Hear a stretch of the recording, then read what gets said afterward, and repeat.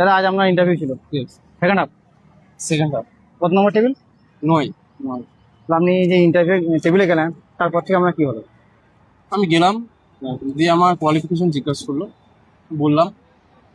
তারপর বললো বঙ্কিমচন্দ্র সম্পর্কে একটা ডেমো দিলাম বঙ্কিমচন্দ্র সম্বন্ধে। ওরা তেমন স্যাটিসফাইড হলো না, বলছে এটা কি বাচ্চারা বুঝবে? আমরা স্যার আমি এই মুহূর্তে আর আমার বেশি কিছু মনে করছে না। তারপর বললো তুমি দ্বিজেন্দ্রলাল রায়ের লেখা কয়েকটি বইয়ের নাম বলো। বললাম, ওটা সবগুলোই বললাম। তারপরে একটা ত্রিভুজ নিয়ে বলে একটা সূক্ষ্মকোণী ত্রিভুজ আঁকবো। সূক্ষ্মকোণী ত্রিভুজ আঁকলাম, বলে সূক্ষ্মকোণী ত্রিভুজের প্রত্যেকটি কোণের নাম দাও। নাম দিলাম, বললো প্রত্যেকটি কোণ কত ডিগ্রি করে তুমি আঁকবে, তোমার নিজের মতো দাও। মানে ওরা মিলাতে যাচ্ছে, 180 ডিগ্রি করাতে যাচ্ছে, আমি দিলাম। তাই বললো একটা বাহু বর্ধিত করো, বর্ধিত বললাম। বলছে এই যে বর্ধিত বাহুর একটা নাম দাও, দিলাম। বলছে বর্ধিত কোণটার মান কত, বললাম।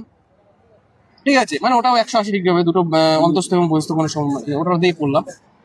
তারপর বলছে অন্তস্থ কোণ এবং বহিস্থ কোণের মধ্যে একটা সম্পর্ক আছে, সেটা কি বল? আমি বলছি স্যার অন্তস্থ কোণ বহিস্থ কোণের সমষ্টি হচ্ছে 180 ডিগ্রি। সমষ্টি 180 ডিগ্রি, আর কি সম্পর্ক আছে? আমি বলছি স্যার আর আমার মনে পড়ছে না। তো বলছে ঠিক আছে তুমি আসো, ব্যাস তাহলে।